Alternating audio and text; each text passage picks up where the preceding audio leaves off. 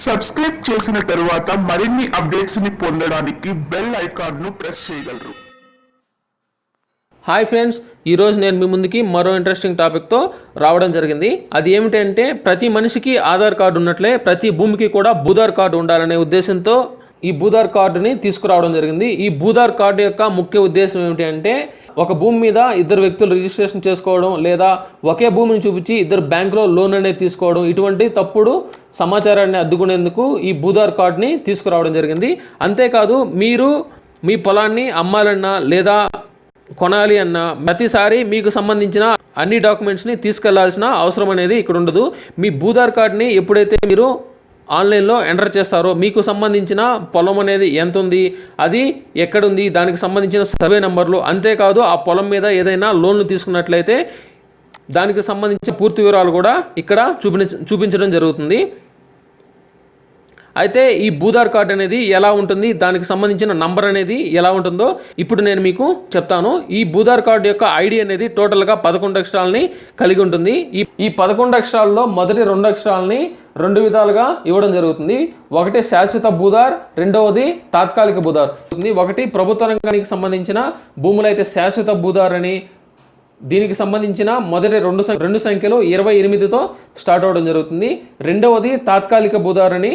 ఈ తాత్కాలిక భూధార్ అనేది ప్రైవేట్ రంగానికి సంబంధించిన భూములు కనుక వీటికి మొదటి 2 సంఖ్యల్ని 99గా నిర్ణయించడం జరిగింది. ఇప్పుడు మీ భూమికి సంబంధించిన భూధార్ కార్డ్ని ఏ విధంగా చూసుకోవాలి, దాన్ని ఏ విధంగా డౌన్లోడ్ చేసుకోవాలో ఇప్పుడు నేను మీకు క్లియర్గా చూపిస్తాను. మీరు ముందుగా మీ బ్రౌజర్లో bhuseva.ap.gov.in అనే వెబ్సైట్ని ఓపెన్ చేయాల్సి ఉంటుంది. తెలియని వాళ్ళు కింద డిస్క్రిప్షన్లో లింక్ అనేది ఇవ్వడం జరిగింది. దాన్ని క్లిక్ చేసినట్లయితే ఈ విధంగా ఓపెన్ అవ్వడం జరుగుతుంది. ఇక్కడ మీ భూధార్ మీద క్లిక్ చేయాల్సి ఉంటుంది. ఎప్పుడైతే మీ భూధార్ మీద క్లిక్ చేస్తారో ఇక్కడ 4 ఆప్షన్లు అనేవి చూపించడం జరుగుతుంది. మీ భూధార్ అనేది వీటిలో దేని కింద ఉందో చూసుకోవాల్సి ఉంటుంది. వ్యవసాయ భూమా, లేకపోతే మున్సిపాలిటీకి సంబంధించిన పంచాయతీకి సంబంధించిందా, లేకపోతే అటవీ ప్రాంతానికి సంబంధించిందా ఇక్కడ మీరు చూసుకోవాలి. వ్యవసాయ భూమికి సంబంధించి నేను ఇక్కడ చూసుకోవడం జరుగుతుంది. ఎప్పుడైతే వ్యవసాయానికి సంబంధించి క్లిక్ చేస్తానో మీ జిల్లాని సెలెక్ట్ చేసుకోవాల్సి ఉంటుంది.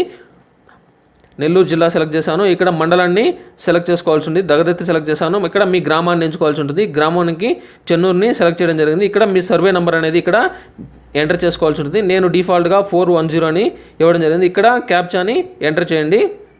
5Qని ఎంటర్ చేసి ఇక్కడ వెతకండి ఉంది కదా, దాని మీద మీరు క్లిక్ చేయాలి. క్లిక్ చేసిన వెంటనే 410 సర్వే నెంబర్కి సంబంధించి పూర్తిగా ఇక్కడ జిల్లా పేరు, మండలం పేరు, గ్రామం పేరు ఇక్కడ రావడం జరిగింది.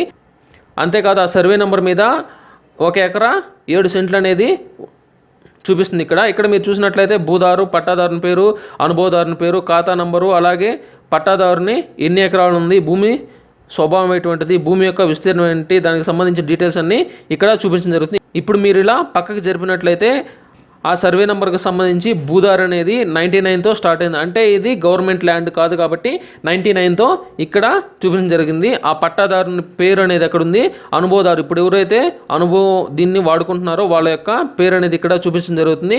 కిందికి వచ్చినట్లయితే ఇక్కడ ఖాతా నంబర్ కూడా ఇక్కడ చూపించడం జరుగుతుంది. భూమి యొక్క విస్తీర్ణం కూడా చూపిస్తుంది. ఇది పట్టా పొలం అని ఇక్కడ చూపిస్తుంది. అలాగే ఈ పొలం యొక్క ఇది మాగానికి సంబంధించిన పొలం అనేది మీరు ఇక్కడ చూడొచ్చు.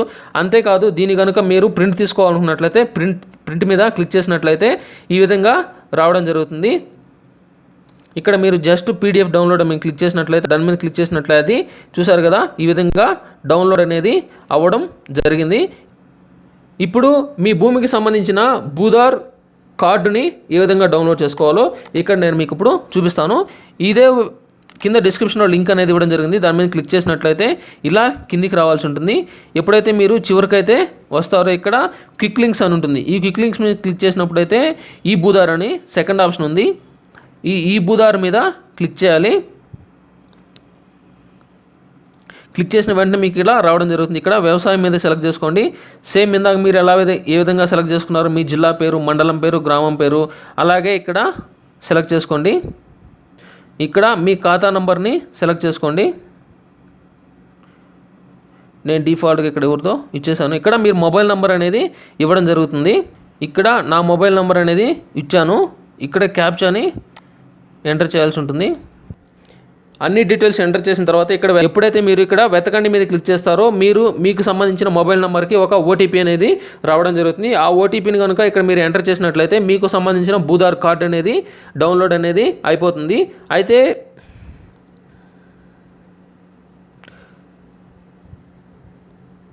నాకు సంబంధించిన భూమికి ఎటువంటి మొబైల్ నంబర్ అనేది లింక్ చేయలేదు కాబట్టి నాకు ఇక్కడ మీ వ్యవసాయ వివరములకు మొబైల్ నంబరు జత చేయనందున మీ భూధార్ కార్డు సేవ అందుబాటు దయచేసి మీ మొబైల్ నంబర్ని మీ సేవ లేదా తహసీల్దార్ ఆఫీస్లో జత చేసుకోగలరు.